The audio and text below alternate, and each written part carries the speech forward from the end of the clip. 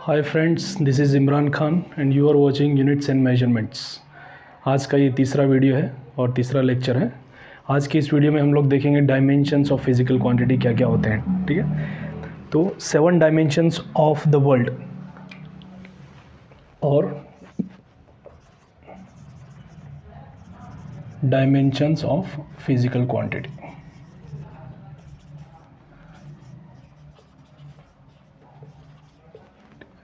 तो जो fundamental 7 quantities होती हैं, 7 फंडामेंटल क्वांटिटीज़ होती हैं, उनके डायमेंशंस लिखेंगे और जो डिराइव्ड क्वांटिटीज़ होती हैं उनके डायमेंशंस इन्हीं का कॉम्बिनेशन होगी, है ना। इन्हीं में से कुछ कॉम्बिनेशन बना के मिलेगी जो डायमेंशंस होंगे डिराइव्ड क्वांटिटीज़ के। ठीक है, तो सबसे पहले हम लोग देखेंगे जो 7 फंडामेंटल और 7 डायमेंशंस ऑफ द वर्ल्ड कौन कौन से हैं। एक तो हो गया डायमेंशन ऑफ मास, है ना। इसको लिखने का तरीका क्या है, स्क्वायर ब्रैकेट में लिखेंगे ना। Dimensions of mass is capital M, ठीक है, स्क्वायर ब्रैकेट में लिखेंगे उसको। इसी तरह से डायमेंशंस ऑफ लेंथ, है ना। डायमेंशंस ऑफ लेंथ क्या होता है, कैपिटल L, ठीक है, L। And dimensions of time is capital T, ठीक है। Then dimensions of electric current,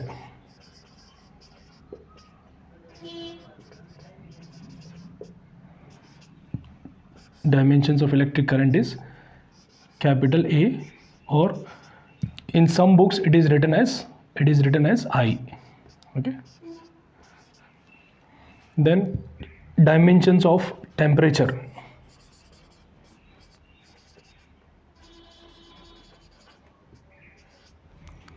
dimensions of temperature क्या होता है, कैपिटल K, है ना। और कुछ बुक्स में आपको थीटा मिलेगा, तो कंफ्यूज नहीं होना है। Theta is also the representation of dimensions of temperature. Then last is dimension of luminous intensity, luminous intensity.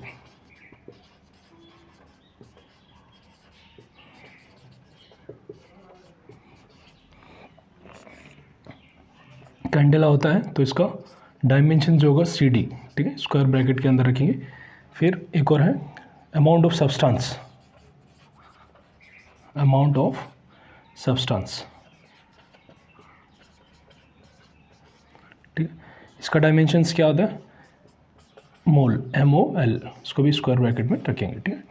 तो ये 1 2 3 4 5 6 7, तो ये 7 इनको बोलेंगे 7 डायमेंशंस ऑफ द वर्ल्ड। मतलब ये बेसिक डायमेंशंस है, और जो डिराइव्ड क्वांटिटीज़ के डायमेंशंस मिलेंगे वो इन्हीं को मिला के बनेंगे।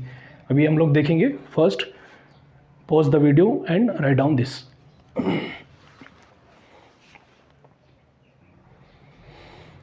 Now we will see the dimensions of derived physical quantities, ठीक है। derived physical quantities के क्या क्या dimensions होते हैं, है ना, उनके dimensions कैसे फाइंड कर सकते हैं। अगर आपको फॉर्मूला याद है या फिर उसकी यूनिट याद है तो हम इजीली उनका डायमेंशंस फाइंड कर सकते हैं। कैसे, एग्जांपल देखो, area of any quantity is length into breadth, length into breadth, ठीक है। ये हमको फॉर्मूला याद है और इसका यूनिट क्या होता है, मीटर स्क्वायर। या तो मीटर स्क्वायर याद होना चाहिए या फिर फॉर्मूला याद होना चाहिए। तो ये लेंथ का डायमेंशन हमने अभी भी देखा क्या होता है, L, ठीक है। और ब्रेथ क्या है, ब्रेथ भी एक क्या चीज़ है, लेंथ है ना। तो इसका भी डायमेंशन क्या होगा, उसका भी डायमेंशन क्या होगा, L। तो L और L मिलकर क्या हो जाएगा, L स्क्वायर, ठीक है। इसको लिखना अगर तो ऐसे लिखते हैं इसको, M0, generally we write M0 L square T0, ना। ये तीनों तो लिखना ज़्यादातर लिखे जाते हैं ना। M की पावर वहाँ पे कुछ भी नहीं, मतलब 0 है, L स्क्वायर है और T0 है। तो डायमेंशंस ऑफ एरिया क्या हो जाएगा, M0 L0 T0। तो डायमेंशंस होते क्या है, dimensions are the powers. And dimensions ये नहीं होते, उनकी पावर्स को बोलते हैं ना। Dimensions are the powers to which the fundamental quantities are raised. Dimensions are the powers to which the fundamental quantities are raised. तो एरिया की डायमेंशंस क्या क्या है, the dimensions of area are 0, 2, 0 in M, L and T। समझ में आया। तो dimensions M, L, T नहीं है, डायमेंशंस क्या है, डायमेंशंस आर द पावर्स, है ना। Dimensions are the powers to which the fundamental quantities are raised. तो डायमेंशंस ऑफ एरिया क्या हो गया 0, 2, 0 in M L and T. ठीक है, इसका यूनिट याद होगा तो भी हम लोग फाइंड कर सकते हैं। ठीक है, इसी तरह से दूसरा देखते हैं वॉल्यूम।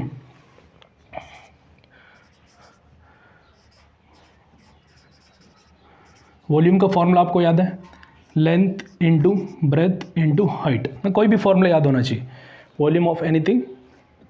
तो यहाँ पे क्यूबॉइड का फॉर्मूला हमको मालूम है, तो LBH वॉल्यूम का डायमेंशन सेम आएगा।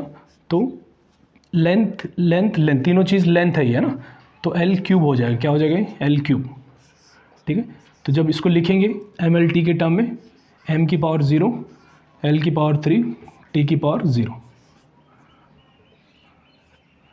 ठीक है, m की पावर 0, L की पावर 3, T की पावर 0। तो इस वॉल्यूम के डायमेंशंस क्या हो जाएंगे 0, 3, 0 इन ML एंड T। ठीक है, dimensions are the powers to which the fundamental quantities are raised. ठीक है, तो डायमेंशंस ऑफ वॉल्यूम क्या हो जाएंगे 0, 3, 0 इन ML एंड T। इसी तरह से देखते हैं डेंसिटी। तीसरा क्या होता है, तीसरा क्या है डेंसिटी। अभी डेंसिटी का फॉर्मूला याद होना चाहिए हमको। डेंसिटी का फॉर्मूला क्या होता है, मास अपॉन वॉल्यूम। ना, मास का डायमेंशंस क्या है m, मास के डायमेंशन क्या है m, और वॉल्यूम का अभी हमने निकाला क्या है L क्यूब।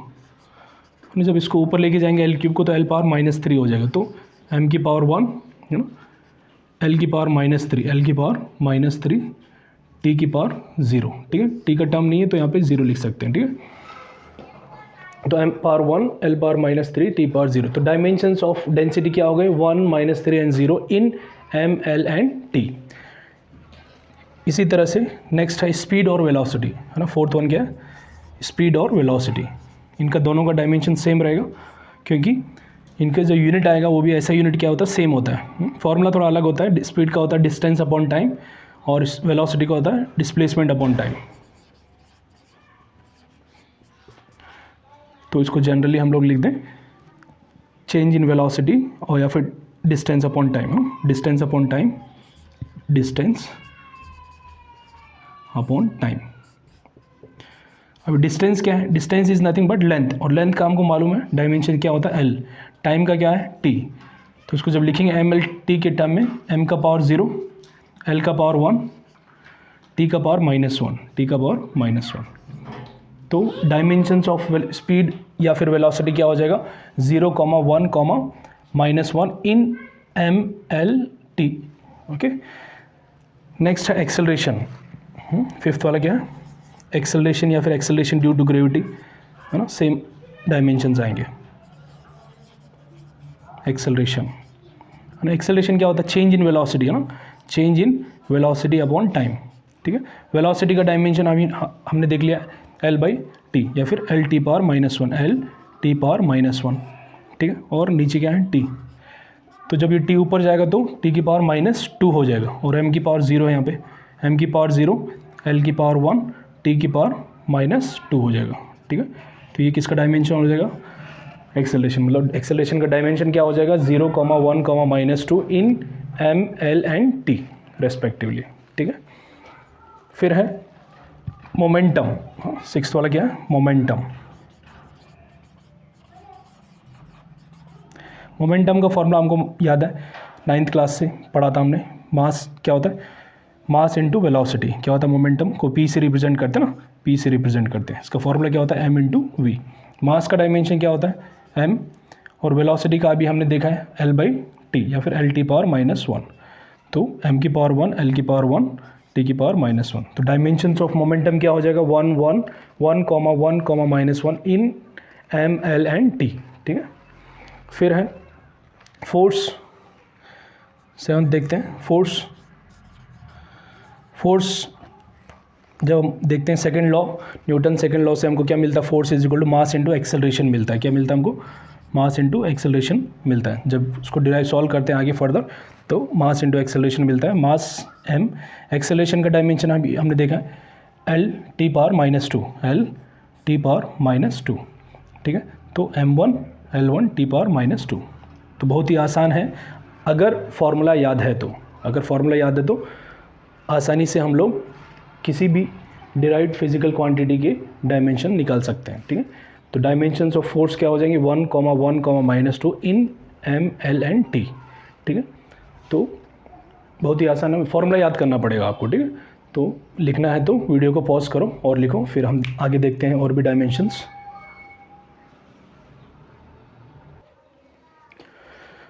अभी देखते हैं 8th वन, फोर्स तक देख लिया हमने। 8th है वर्क या फिर वर्क डन, है ना।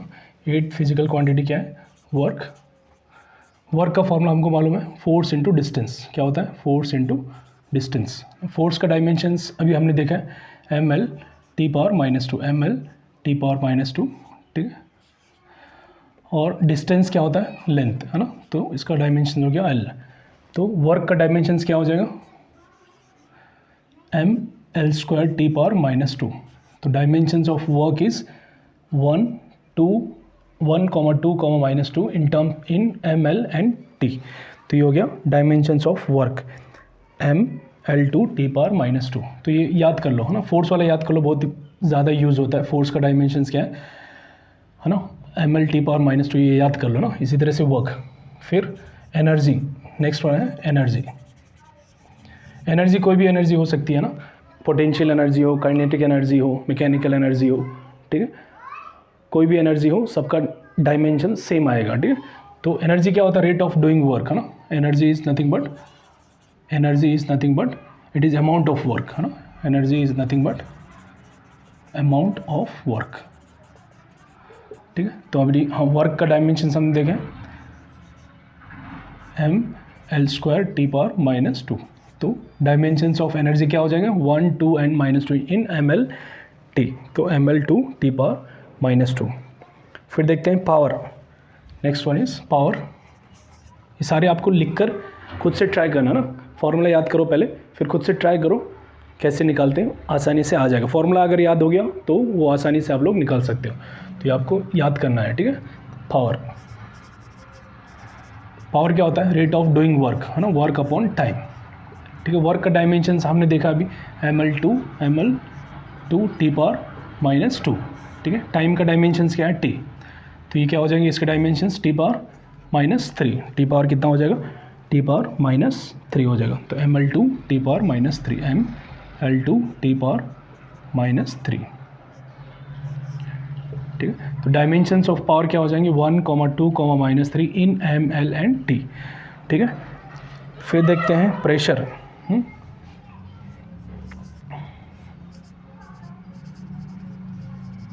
प्रेशर का डायमेंशंस, प्रेशर का फॉर्मूला क्या होता है, फोर्स अपॉन एरिया,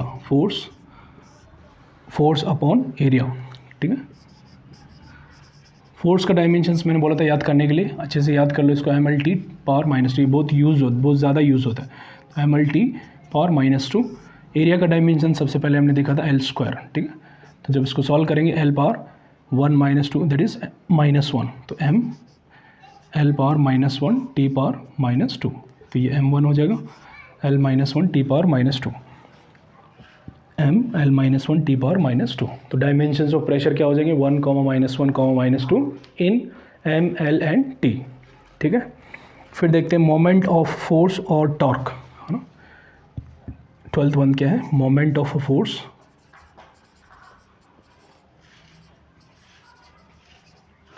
या फिर टॉर्क। और टॉर्क क्या होता है, फोर्स इंटू परपेंडिकुलर डिस्टेंस। क्या होता है, फोर्स इंटू परपेंडिकुलर डिस्टेंस, ठीक है। फोर्स का dimensions M L T power -2, ठीक है, एम एल टी पावर -2 ये वाला। डिस्टेंस का क्या होता है एल, ठीक है। तो जब इसको सॉल्व करेंगे तो एल स्क्वायर हो जाएगा, ठीक है। क्या हो जाएगा M L square T power -2, तो M L square T power -2, ये क्या हो जाएगा मोमेंट ऑफ अ फोर्स या फिर torque, M L square T power -2। फिर देखते हैं ग्रेविटेशनल कांस्टेंट, ग्रेविटेशनल कांस्टेंट ये इंपॉर्टेंट है, एग्ज़ाम में भी पूछा जाता है ना, बहुत बार सीबीएसई में या फिर कॉम्पिटिटिव एग्जाम में कभी कभी पूछते हैं, है ना। ग्रेविटेशनल कांस्टेंट, इसको याद कर लेना अच्छे से, ग्रेविटेशनल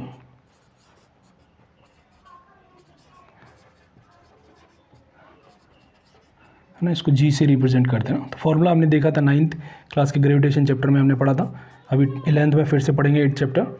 तो हमने क्या देखा था, gravitational force F is equal to G m1 m2 upon R square, ठीक है। तो जी की वैल्यू क्या हो जाएगी, यहाँ से जी की वैल्यू क्या हो जाएगी, F into R square divided by m1 m2 F की वैल्यू कितनी है ना, F का डायमेंशंस ml t पावर -2, ठीक है।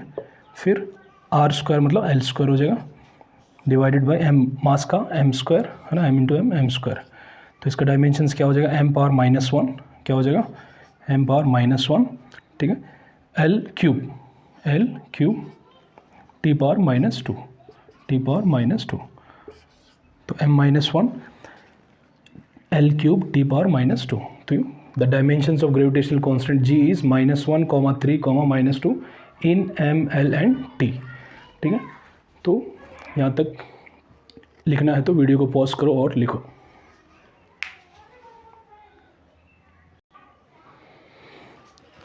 तो इसके अंदर डायमेंशंस जब हम करेंगे तो बहुत सारी डायमेंशंस है, वीडियो लंबा हो जाएगा। तो मैं आपको फॉर्मूले बता देता हूँ, ठीक है। आपको सारे फॉर्मूले बता देता हूँ, फिर आप इजीली फाइंड कर सकते हो, ठीक है। तो अभी नेक्स्ट देखते हैं हम 14th वाला, इम्पल्स ऑफ अ फोर्स।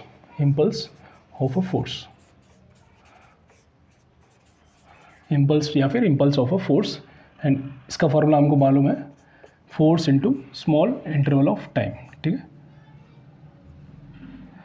तो फोर्स का डायमेंशन हमको मालूम है, टाइम का मालूम है, तो आसानी से इम्पल्स का भी निकाल सकते हैं, ठीक है। 15th फिर है स्ट्रेस, है ना। स्ट्रेस क्या होता है ये हम लोग पढ़ेंगे मैकेनिकल प्रॉपर्टीज़ ऑफ सॉलिड्स के अंदर, ठीक है। स्ट्रेस क्या होता है, सेम जैसे प्रेशर होता है, फोर्स अपॉन एरिया, है ना। जो प्रेशर का डायमेंशंस आएगा वही स्ट्रेस का आएगा ना। तो फोर्स का मालूम है, एरिया का मालूम है, आसानी से स्ट्रेस का निकाल सकते हैं, ठीक है।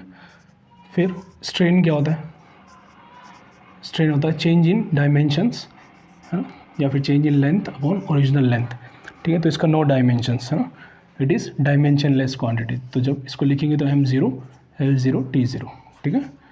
It is a dimensionless quantity, ठीक है। जिसका कुछ भी डायमेंशंस नहीं आता, जीरो आता है सब में, सबकी पावर जीरो आती है, तो उसको बोलेंगे dimensionless constant.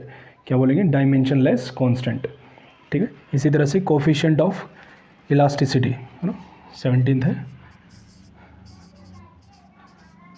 Coefficient of elasticity, इसका क्या फॉर्मूला होता है, स्ट्रेस अपॉन स्ट्रेन, है ना। स्ट्रेस का डायमेंशन जो प्रेशर का डायमेंशन है, स्ट्रेन का कुछ भी डायमेंशन नहीं है, तो कोफिशिएंट ऑफ इलास्टिसिटी का भी डायमेंशन स्ट्रेस के बराबर हो जाएगा, ठीक है। फिर देखते हैं सरफेस टेंशन, है ना। सरफेस ये इंपॉर्टेंट है, थोड़ा एग्जाम में पूछा है 1-2 बार, तो इसको याद कर लो अच्छे से। सरफेस टेंशन क्या होता है, फोर्स पर यूनिट लेंथ, इसका निकाल सकते हैं आसानी से, है ना। फोर्स का मालूम है, लेंथ का L होता है, ठीक है। फोर्स का ml t पावर -2, तो सरफेस टेंशन का भी निकाल सकते हैं, ठीक है। फिर होता है सरफेस एनर्जी, है ना। फिर क्या होता है, सरफेस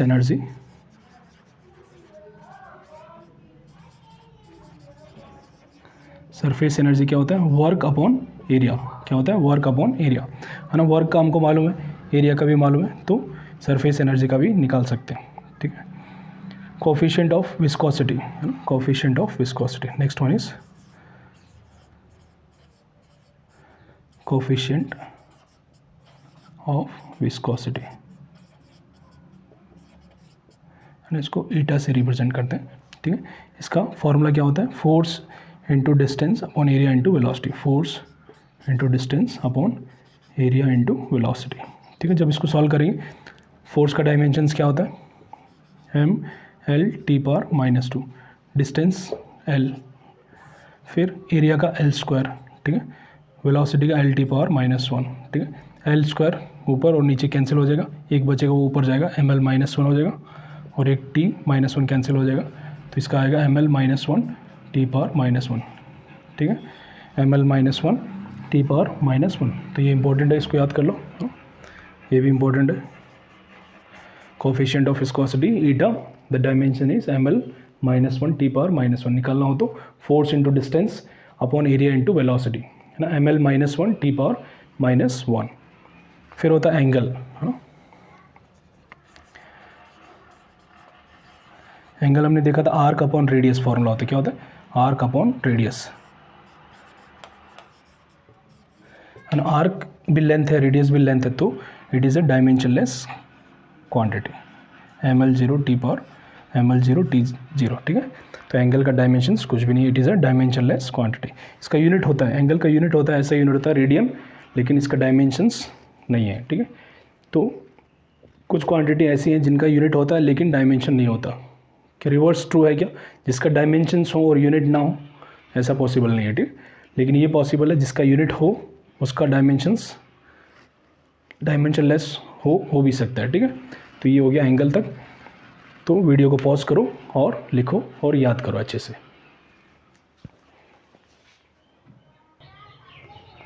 इसके बाद है एंगुलर वेलोसिटी, है ना। एंगुलर वेलोसिटी का फॉर्मूला क्या होता है, एंगल अपॉन टाइम, है ना। एंगुलर वेलोसिटी क्या होता है, एंगल अपॉन टाइम। जैसे कोई भी अगर बॉडी सर्कल में मूव कर रही है ना, जैसे इस पॉइंट से पॉइंट पी से लेके क्यू तक ट्रेवल किया, तो ये जो एंगल होता है ये होता है एंगल थीटा। एंड टाइम कितने टाइम में, अगर टी टाइम में मेजर ये पी से क्यू तक कवर किया तो ये एंगल अपॉन टाइम, है ना, थीटा अपॉन टाइम, ठीक है। इसको बोलते हैं एंगुलर वेलोसिटी। इसको रिप्रेजेंटेशन है ओमेगा, ठीक है। तो इसका डायमेंशंस क्या हो जाएगा, थीटा का क्या डायमेंशंस होता है, आर्क अपॉन रेडियस, कुछ भी डायमेंशंस नहीं। टाइम का टी तो ऊपर जाएगा तो t-1, तो ये हो जाएगा m0 L0 t पावर -1, ठीक है, इसका डायमेंशंस, ठीक है। तो एंगुलर एक्सेलरेशन क्या होता है, angular velocity upon time. Angular velocity का t पावर -1, ठीक है, t पावर -1, इसका t टाइम का, तो ये हो जाएगा t पावर -2, तो ये हो जाएगा m0 L0 t पावर -2, ठीक है। इसी तरह से मोमेंट ऑफ इनर्शिया, है ना, आई, ये पढ़ेंगे जब रोटेशनल चैप्टर पढ़ेंगे ना, सिस्टम ऑफ पार्टिकल्स, है ना, इन रोटेशन वाला चैप्टर पढ़ेंगे तो उसके अंदर हम लोग पढ़ेंगे मोमेंट ऑफ इनर्शिया क्या होता है, m/r²। ये r होता है distance of the particle from the centre, है ना, और एक्सिस ऑफ रोटेशन। तो मास का डायमेंशन m, है ना, इसका l², ml² t0 हो जाएगा, ठीक है।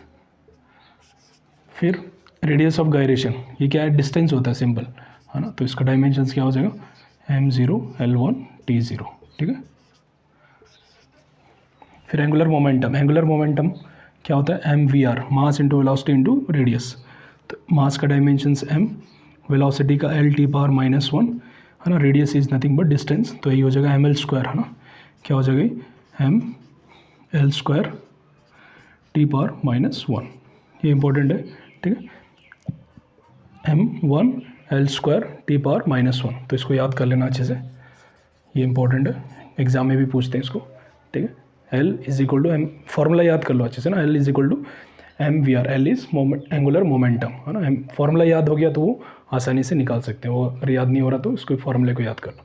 इसी तरह से ट्रिग्नोमेट्रिक रेशियोज होते हैं, देखते हैं ना, परपेंडिकुलर अपॉन हाइपोटेन्यूज, ये तो ये डिस्टेंस अपॉन डिस्टेंस या फिर लेंथ अपॉन लेंथ होता है, तो ये सारे ट्रिग्नोमेट्रिक रेशियोज क्या होते हैं, डायमेंशनलेस क्वांटिटीज़ होते हैं, m0 L0 t0, ठीक है। फिर time period is nothing but time, है, तो इसको लिखेंगे तो m0 L0 t पावर 1, ठीक है। फिर फ्रीक्वेंसी क्या होता है, 1 अपॉन टाइम पीरियड, है ना, टाइम पीरियड का t होता है, तो ये हो जाएगा t पावर -1, क्या हो जाएगा, m0 L0 t पावर -1, ठीक है। तो बहुत ही आसान है जब फॉर्मूला याद होगा, तो इससे अच्छा है डायमेंशंस याद करने से अच्छा है फॉर्मूला याद कर लो, और जब भी पूछेंगे तो एग्जाम में क्या करो, फॉर्मूला लिखो पहले, फिर डायमेंशंस आप आसानी से फाइंड कर सकते हो, ठीक है।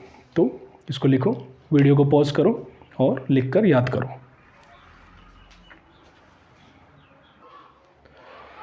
इसके बाद देखते हैं प्लैंक्स कांस्टेंट, है ना, ये बहुत ही इंपॉर्टेंट है, बहुत बार पूछ चुके हैं कॉम्पिटिटिव एग्जाम में भी, ठीक है, वेरी वेरी इंपॉर्टेंट, इसको अच्छे से याद कर लेना। Planck's constant h is equal to E upon nu is frequency, ठीक है। एनर्जी का डायमेंशंस हमको मालूम है और फ्रीक्वेंसी का भी मालूम है। एनर्जी का dimensions ml² t power -2, frequency का होता है t पावर -1, तो इसको सॉल्व कर लेंगे, प्लैंक्स कांस्टेंट का आ जाएगा, ठीक है। फिर रिलेटिव डेंसिटी क्या होता है, density of any substance upon density of water at 4 degree Celsius, that is 1000 kg/m³। तो ये दोनों डेंसिटी है, तो ये डायमेंशनलेस कांस्टेंट हो जाएगा, ठीक है। वेलोसिटी ग्रेडियंट क्या हो जाएगा, वेलोसिटी अपॉन डिस्टेंस। वेलोसिटी का डायमेंशंस मालूम है, डिस्टेंस का एल होता है ना, तो ये आ जाएगा। प्रेशर ग्रेडियंट क्या होता है, प्रेशर अपॉन डिस्टेंस, ठीक है। प्रेशर का मालूम है, pressure is force upon area, है ना, पहले निकाला था, और डिस्टेंस का एल। फिर फोर्स कांस्टेंट, इसको स्प्रिंग कांस्टेंट भी बोलते हैं और फोर्स कांस्टेंट भी बोल सकते हैं, ठीक है। फोर्स अपॉन डिस्प्लेसमेंट, फोर्स का याद करने के लिए बोला था मैंने, mL/T⁻², और डिस्प्लेसमेंट का एल। हीट और एंथैल्पी का सेम रहेगा, it is nothing but energy, है ना, हीट एनर्जी। हाँ, तो ये एनर्जी का जो डायमेंशंस है mL²T⁻², वही डायमेंशंस हीट और एंथैल्पी का होगा। स्पेसिफिक हीट, इसका फॉर्मूला क्या है, heat upon mass into temperature, है ना। हीट का मालूम है, मास का मालूम है, सॉल्व करेंगे इसका आ जाएगा, ठीक है। तो फॉर्मूला आपको याद करना सारे के सारे। Latent heat, heat upon mass, heat का याद है, मास का m, ठीक है।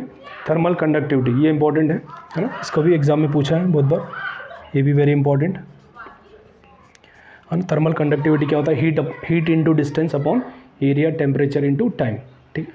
फिर है एंट्रोपी, है ना, entropy is heat upon temperature, है ना। फिर है universal gas constant, R=PV upon NT, है ना, ये बहुत इंपॉर्टेंट है। P इज़ प्रेशर, है ना, V is volume here, N is number of mole, है ना, नंबर ऑफ मोल के लिए क्या लिखेंगे, MOL, और ये T इज़ टेम्परेचर, टेम्परेचर के लिए क्या लिखेंगे, कैपिटल K या फिर थीटा, ठीक है। बोल्ट्जमैन कांस्टेंट, ये भी इंपॉर्टेंट है,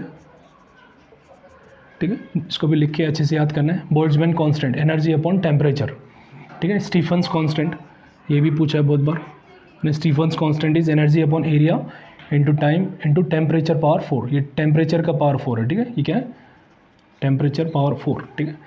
solar constant, energy upon area into time. फिर mechanical equivalent of heat, that is J= work done upon heat. Work done और हीट का सेम डायमेंशंस होता है, तो इसके डायमेंशंस क्या हो जाएंगे, m0 L0 T0, that is it is a dimensionless quantity, ठीक है। फिर है इलेक्ट्रिक चार्ज, I= होता है Q/T, therefore Q is time into current, ठीक है। टाइम करंट के लिए बताया था मैंने, है ना, कैपिटल A भी लिख सकते हैं या फिर I भी लिख सकते हैं, ठीक है। इलेक्ट्रिक पोटेंशियल क्या हो जाएगा, वर्क अपॉन चार्ज, है ना। चार्ज का जब मालूम हो गया, वर्क का हमको मालूम है पहले से, mL²T⁻², चार्ज का यहाँ से पता कर लिया, A और T, है ना, AT हो जाएगा ना। इसका डायमेंशंस क्या हो जाएगा, A इंटू T, तो ये डायमेंशंस यहाँ पे रख देंगे तो इलेक्ट्रिक पोटेंशियल का मिल जाएगा, ठीक है। इसमें बहुत सारे हैं, इसलिए मैंने सारे फॉर्मूले लिखवा दिए हैं। तो डायमेंशंस निकालना बहुत ही आसान है, लेकिन आपको फॉर्मूले सारे याद करने पड़ेंगे, तो उसको लिख कर याद करो। और फिर कोई भी डायमेंशंस पूछते हैं एग्जाम में, बहुत सारे क्वेश्चंस आए हैं, CBSE में भी आए हैं, नीट में भी आए, JEE मेंस में भी आए हैं, ठीक है। तो हम लास्ट में देखेंगे क्वेश्चंस, कॉम्पिटिटिव एग्जाम के क्वेश्चंस देखेंगे, नीट के क्वेश्चंस देखेंगे, है ना, IIT JEE के क्वेश्चंस, JEE मेंस के देखेंगे, ठीक, और एडवांस के क्वेश्चंस देखेंगे, ठीक। तो ये लिख लो और वीडियो को पॉज करो और लिखो अभी। इसके बाद में है रेजिस्टेंस, रेजिस्टेंस को R से रिप्रेजेंट करते हैं, ठीक है। ओम्स लॉ क्या होता है, V is directly proportional to I and R is the constant, तो that constant is resistance. That resistance is potential upon current, potential का हमने पहले निकाल लिया है। इसी तरह से फिर कैपेसिटेंस, कैपेसिटेंस का होता है charge upon potential, electric potential, ठीक है। चार्ज का देखा था हमने, करंट इंटू टाइम, और पोटेंशियल का भी निकाल लिया था, ठीक है। फिर इंडक्टेंस, इंडक्टेंस का फॉर्मूला है EMF upon current upon time, है ना। EMF is nothing but it is a potential, it is a potential only, ठीक है। तो जो पोटेंशियल का डायमेंशंस होगा वही EMF का डायमेंशंस होगा, ठीक है। करंट का I, टाइम का T। फिर परमिटिविटी ऑफ फ्री स्पेस, है ना, ये जब 12th क्लास में हम लोग पढ़ेंगे, फर्स्ट चैप्टर उसमें पढ़ेंगे कूलम्स फोर्स, तो force Coulomb's force is equal होता है 1/4πε0 Q1 Q2 अपॉन R²। तो ε0 का डायमेंशंस निकालने के लिए Q1 Q2 upon FR F/R² याद कर सकते हैं, ठीक है। इसका फॉर्मूला तो ये होता है 1/4πε0 F is equal 1/4πε0 Q1 Q2 upon R², ठीक है। तो ε0 इज इक्वल 1/4π, 4π इज कांस्टेंट, तो उसका डायमेंशंस नहीं होगा, ठीक है। Q1 Q2 क्या है, चार्जेस, चार्जेस का हमने फाइंड कर लिया था ना, A इंटू T। फिर F का मालूम है, फोर्स का मालूम है, फोर्स का याद करना है, और R इज डिस्टेंस। फिर है रिलेटिव परमिटिविटी, या फिर इसको डाइलेक्ट्रिक कांस्टेंट भी बोल सकते हैं, ठीक है। तो ये permittivity of free space upon permittivity in the medium, ठीक है, परमिटिविटी इन द मीडियम। तो ये सेम क्वांटिटी है, तो इसका डायमेंशंस कुछ भी नहीं होगा, it is a dimensionless quantity. फिर इलेक्ट्रिक फील्ड का फॉर्मूला है फोर्स अपॉन क्यू, फोर्स का मालूम है, क्यू का मालूम है ना, तो इलेक्ट्रिक फील्ड का भी आ जाएगा। फिर है कंडक्टेंस, ये वाला सी क्या है, कंडक्टेंस, ये कैपेसिटेंस अलग है, क्यू अपॉन वी, ये कंडक्टेंस सी है 1/r है ना, जो रेजिस्टेंस है उसको रेसिप्रोकल कर दो, ठीक है। फिर है रजिस्टिविटी, इसी को स्पेसिफिक रेजिस्टेंस भी बोल सकते हैं, ठीक है। Specific resistance rho is equal to R A upon L, R is the resistance, A is the area of cross section, L is the length, ठीक है। सबके डायमेंशंस पुट करो, रजिस्टिविटी या फिर स्पेसिफिक रेजिस्टेंस के डायमेंशंस मिल जाएंगे, ठीक है। फिर है स्पेसिफिक कंडक्टेंस या फिर conductivity, sigma is equal to 1 upon rho, इसका उल्टा कर दो ना, रेसिप्रोकल कर दो इसका, तो स्पेसिफिक कंडक्टेंस या फिर कंडक्टिविटी का मिल जाएगा। फिर electric dipole moment P is equal to q into 12, q मतलब चार्ज, 12 इज द लेंथ है ना, तो चार्ज का होता है करंट इंटू टाइम है ना, A into T into L. फिर है ये इंपॉर्टेंट है, यहाँ से सारे इंपॉर्टेंट है, ठीक है। तो magnetic field B is equal to F upon q v sine theta, force का डायमेंशंस याद करने के लिए बोला था FL, ml t power -2, Q is the charge, V is velocity here, okay, V is velocity here, और sine theta का कुछ भी डायमेंशंस नहीं होता है। फिर मैग्नेटिक फ्लक्स, ठीक है, मैग्नेटिक फ्लक्स का B into A, B is magnetic field, A is area of cross section और एरिया, ठीक है। फिर permeability of free space, mu naught is equal to 4πr F upon I1 I2 L, R is distance, 4π is constant, so no dimensions, force का dimensions मालूम है, current का मालूम है I, या फिर A लिख सकते हैं उसको, ठीक है, L का L। फिर magnetic moment current into area, फिर है pole strength, magnetic moment upon magnetic length, ठीक है। तो इसमें क्वेश्चंस मैं नहीं करवा रहा हूँ क्योंकि इसी में से क्वेश्चंस बनाए गए, बहुत सारे क्वेश्चंस बनाए गए हैं जो बुक के अंदर भी हैं, और जब हम क्वेश्चंस करेंगे तब सॉल्व करेंगे, ठीक है। जब कॉम्पिटिटिव एग्जाम के क्वेश्चन सॉल्व करेंगे तब हम लोग सॉल्व करेंगे। तो आपको आज का होमवर्क है ये, सारे के सारे फॉर्मूले आपको